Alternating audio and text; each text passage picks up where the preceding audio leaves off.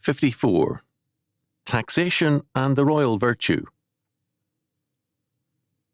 In the Institutes of Biblical Law, we saw that forgiveness, which means that the claims of the law against us are dropped because satisfaction has been rendered, is both civil and theological. Civil forgiveness means that we have made restitution to man for our offences in terms of God's requirements. To use an older expression, a relic of Christian law, our debt to society is paid and we are free. Theological forgiveness means that, with respect to our restitution to God, Jesus Christ has, by his atoning death, paid the penalty for our transgressions as our legal representative and our Redeemer, our next of kin. The fact of theological forgiveness does not eliminate God's requirements for civil forgiveness. To use the atonement to eliminate the law is antinomianism. A murderer may and can find theological forgiveness. He can become a child of God by the adoption of grace through the work of Jesus Christ. The law as an indictment, a death penalty against him, is then set aside because there is no longer a theological indictment of the law against him. This does not mean, however, that God's civil law against murder is set aside. Here, the death penalty still applies. Unless we recognize the difference between civil forgiveness and theological forgiveness, we fall into antinomianism and have severe problems in trying to make sense of the Scriptures. Although the terms civil and theological forgiveness are not found in the Bible, nor the term Trinity, these words sum up basic aspects of the biblical revelation. Similarly, we must distinguish between civil atonements and theological atonements. The word atonement, like forgiveness, is related to legal process. Forgiveness means that charges are dropped because satisfaction has been rendered, or as in Luke chapter 23, verse 34, charges deferred for the time being. Atonement means a covering, a clothing or protection. Christ, by his atoning sacrifice, clothes us in his righteousness and covers us by his sovereign grace, so that we are delivered from judgment and protected from the enemy by his grace. This is theological atonement. Civil atonement gives us a protection and a covering in the world of men from the attacks of evil men and the works of Satan among men. Hence, the throne or temple tax of Exodus chapter 30, verses 11 to 16, was delivered to the seat of God's government, the holy place, as a covering for the souls or lives of the people. God's civil government, the theocracy, provides a covering to the covenant people, and the head or poll tax is the legitimate tax and the only tax for this purpose. 1 Samuel chapter 8 verses 1 to 22 makes clear that any more taxation than this is a usurpation by man of God's prerogative. St. Paul makes clear in Romans chapter 13 verses 1 to 8 that the function of all civil government is to provide a covering to good works and to be a terror to the evil. And even when rulers usurp God's prerogatives, we are to render tribute and obedience, because this is God's requirement of us. The reconstruction of society comes not by tax revolts or any kind of revolution, but by regeneration. Moreover, men cannot complain about the state's usurpations when they themselves are usurpers by withholding their full tithes and offerings from God. The route to national and personal prosperity is not by revolt, but by obedience to God's law of the tithe. This obedience means cursing as surely as obedience means blessings. Malachi chapter 3, verses 7 to 12. Isaiah declares of Jesus Christ, as he looks ahead to his coming, that the government shall be upon his shoulder. Isaiah chapter 9 verse 6, a fact confirmed by our Lord in the Great Commission, Matthew chapter 28 verse 18, and by St. Paul in 1 Corinthians chapter 15 verse 25.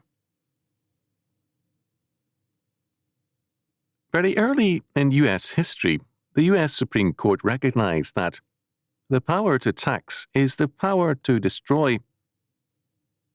This is not a power which God in His law confers upon the state. He Himself limits His tax to a tithe. Moreover, by means of the tithe and by offerings over the tithe, God places in man's power the ability to reconstruct society in terms of the Word of God. Thus, the relationship of the royal virtue to tithes and offerings begins to emerge. Both church and state seek to institutionalize reform. They impersonalize it by channeling it through agencies and commissions, so that personal responsibility is diluted at all points. The royal virtue requires us to manifest a personal concern and relationship to the needs of all, in particular of God's covenant people. And the tithe is ours to administer to groups and persons as we see their validity in terms of God's calling.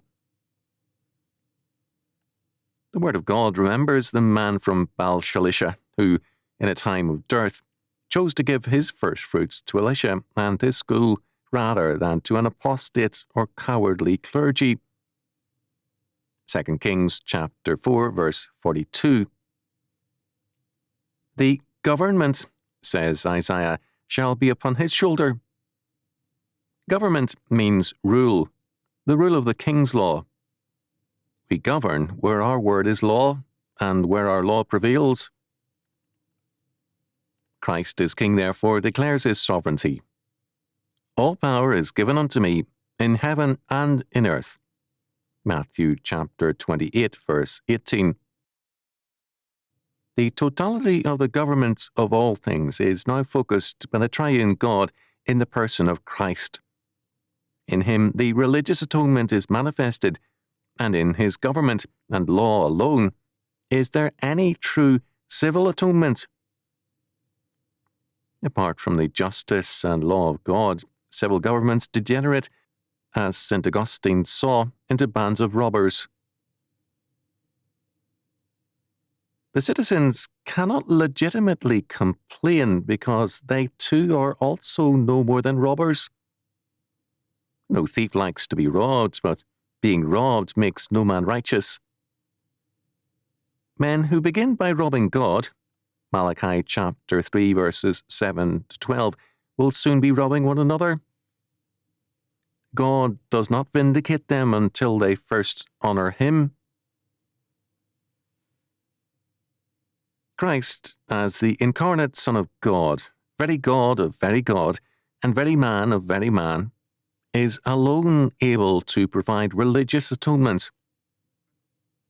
As the sovereign King and lawgiver, whose law alone is true law, He alone is able to provide civil atonement. As the psalmist declares, "Except the Lord build a house, they labour in vain that build it. Except the Lord keep the city, the watchman waketh but in vain." Psalm 127, verse 1. The covering is provided by the Lord. Christ, as the new Adam and the covenant man, is under the covering of God, so that the angels watch over Him as He enters into His ministry.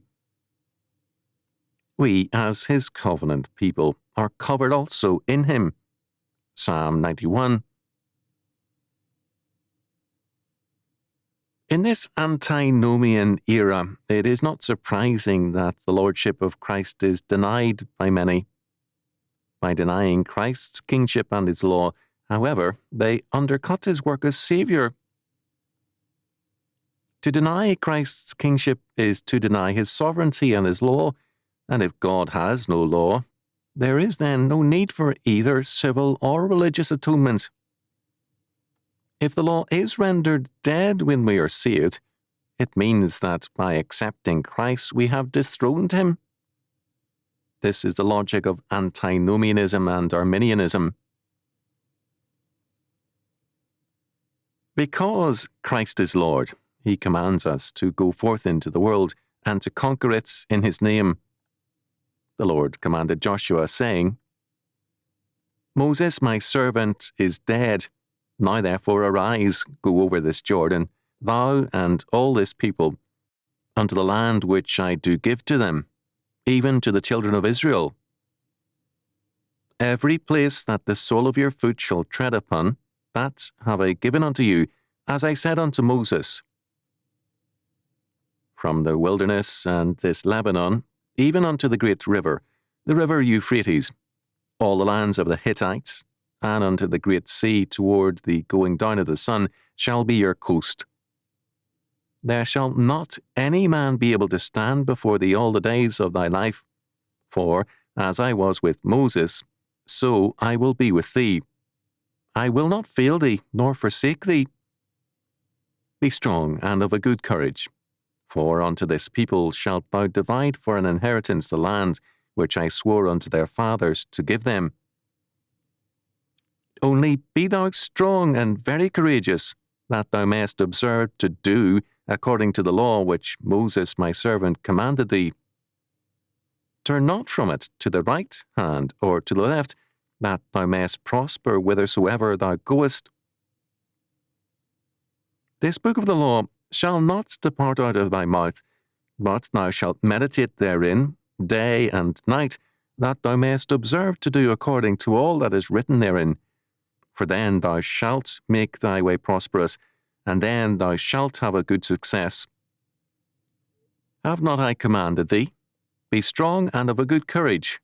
Be not afraid, neither be thou dismayed, for the Lord thy God is with thee whithersoever thou goest. Joshua chapter 1, verses 2 to 9. There is a very definite and close parallel between the commission to Joshua and the Great Commission. First, Joshua is given the assurance that the 12 tribes of Israel shall possess the promised land because the omnipotent God is with them and will not forsake them. Christ assures his disciples of his absolute power and similarly commissions them to advance. Second, the disciples were aware of the parallel between themselves and Joshua and between Christ and Joshua. Jesus and Joshua are the same names.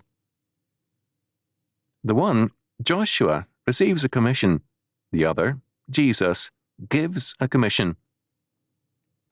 The 12 disciples set forth the creation of a new covenant people to replace the 12 tribes of Israel. Hence, a restatement of the commission follows, with this difference. Now it is the whole world which the covenant people are to possess.